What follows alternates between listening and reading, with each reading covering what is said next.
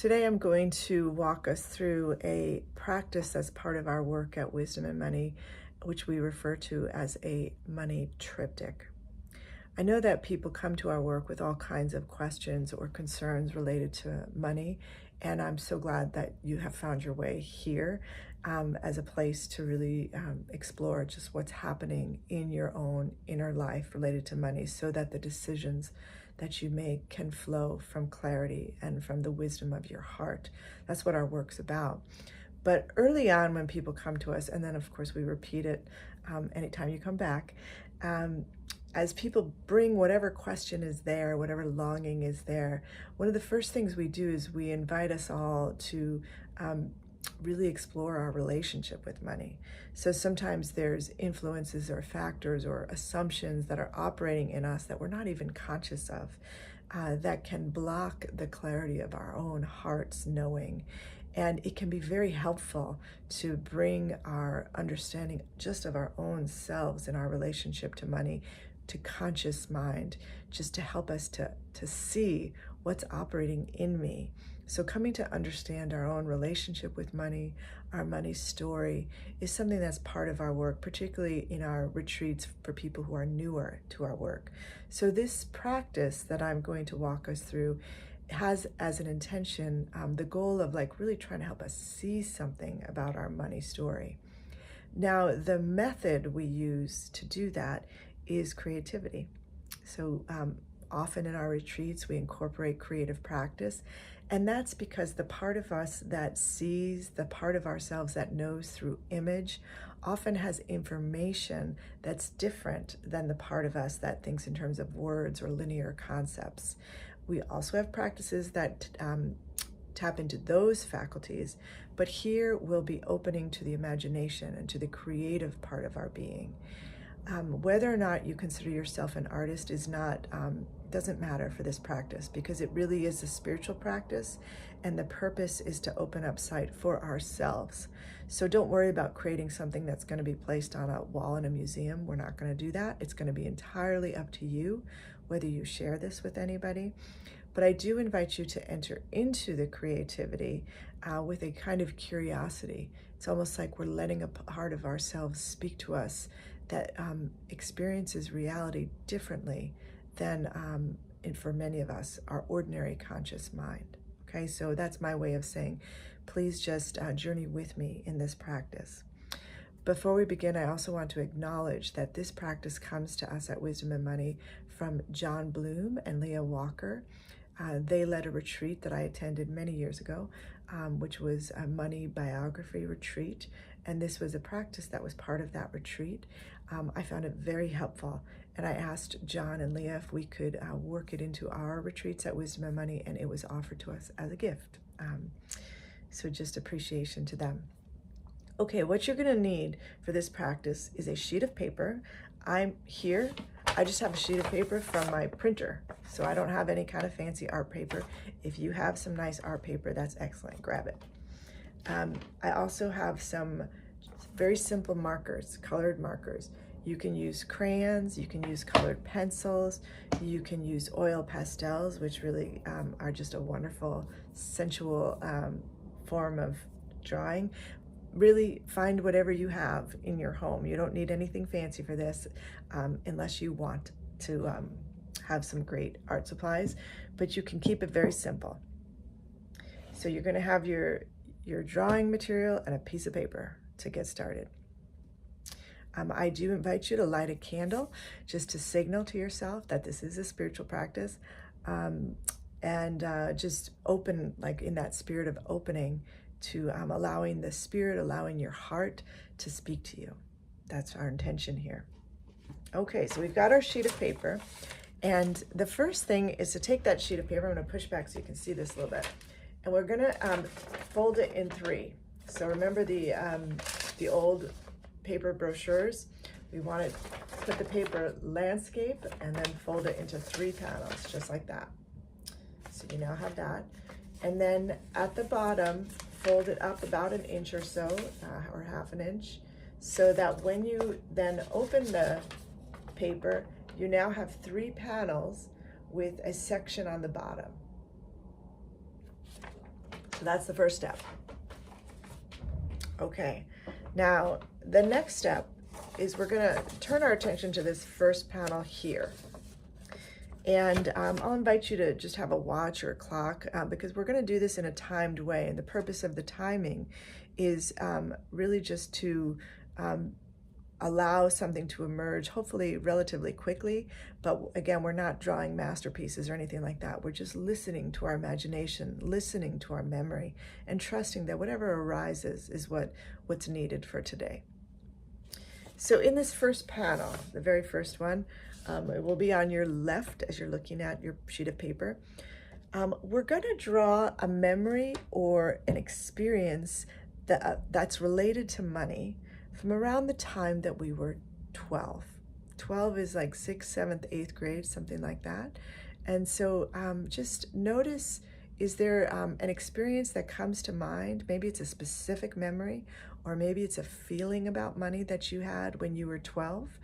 And see if you can put some pictures on that first panel that capture that experience. And I'll invite you to take up to 7 minutes to do that. So you can pause me here and just take 7 minutes and draw that. When you are done, I want you to please look at that image and imagine you're an artist here who is giving your image a title. And in that little section down here, now we're going to put some words. So you should have an image here and put some words that capture something of what is this image? What title goes with it?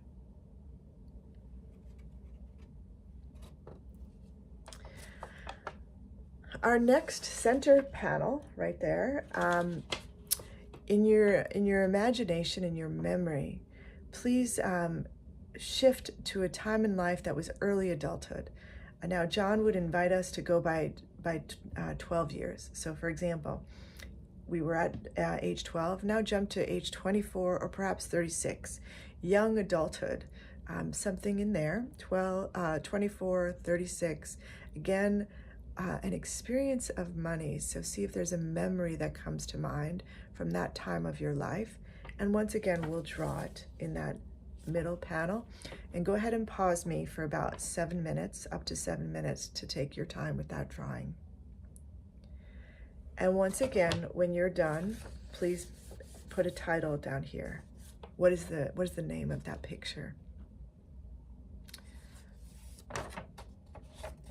Our third panel, the final one all the way on the right, we're going to jump ahead in time in our memory to a time that's closer to our current age.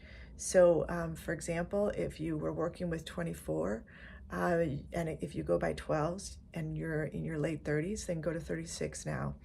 If you're older than that, you might go to 48 or 60 or 72, some time period that's closer to your age that you are currently.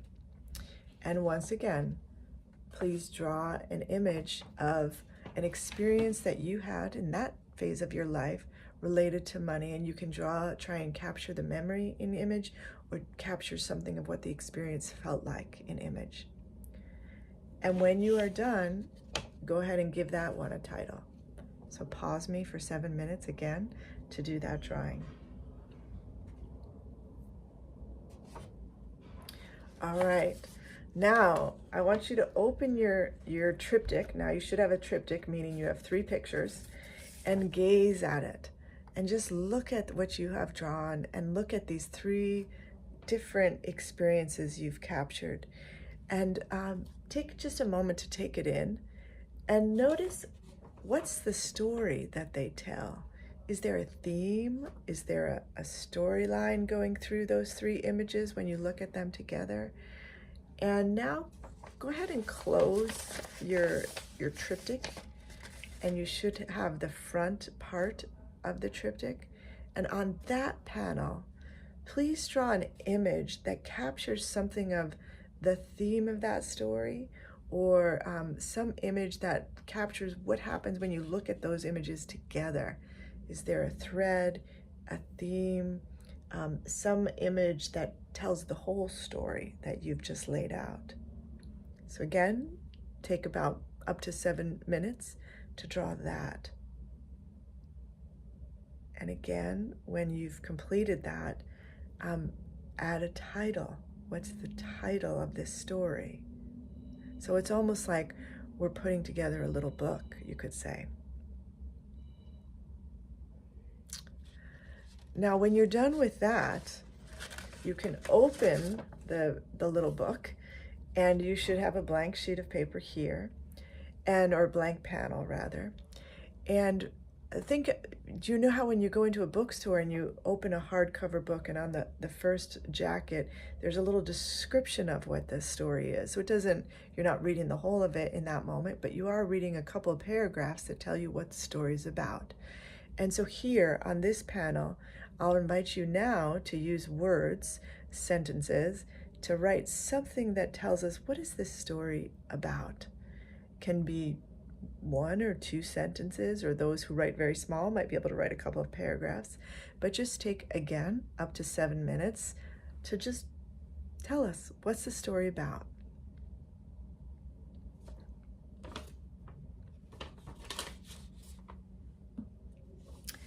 Now, you should have, here's the front of the book, and if you turn it over, that back middle panel should be empty, should be blank. And this is our final panel. And this one, feel free to use your imagination here. But again, if you think about hardcover books that you may have picked up in a bookstore, often on the back cover, they will have some quotes from some well-known people who are encouraging someone who just picked that book up. They're encouraging them to read that book. So it's like testimonials or affirmations. Some famous person saying, wow, this is an awesome story, you should read it. So here on the back of your triptych, I'm going to invite you to make up some quotes from people, from famous people, or maybe it's from the family dog, or maybe it's from someone in history, or someone in scripture, or someone who hasn't even been born yet, telling other people what is amazing about this story and why they would want to open this book and read it. So have fun here. Just be creative and see who comes to mind, who wants to really affirm what this story is about and tell others. Check it out. So take up to 7 minutes for writing your testimonials, your affirmations of your story.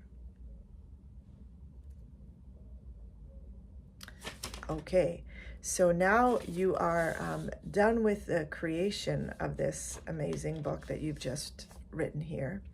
And I'll invite you to set it aside. And if you have a few extra minutes, just notice what's happening in you. If you're someone who likes to journal, perhaps you want to just take a few minutes just to journal. What did you see? What came to life? What surprised you in this exercise? What delighted you? Did you notice anything as a place that is perhaps in need of healing or transformation? So when you have finished the project, the creativity part, we invite you to just take a few minutes for pondering, for reflecting. Now, if you're doing this exercise before a retreat, you can bring this to the retreat, and perhaps some of what it stirred up might be part of what you want to share about during the retreat time. It's also always possible to reach out to one of our staff people, me or Sawyer or John, for a time really just to talk through it with another person of what did you see, what did you notice in your story. So the triptych exercise has both the creative part of it, which we've been doing here together, and then the reflection part of it. And we believe that the spirit, your own inner being, is going to speak through both parts of that, both the time of creativity, the time of creation, and the time of reflection. So thanks for joining me here. I hope you've had fun with this creative practice, and just look forward to where that takes you in your journey.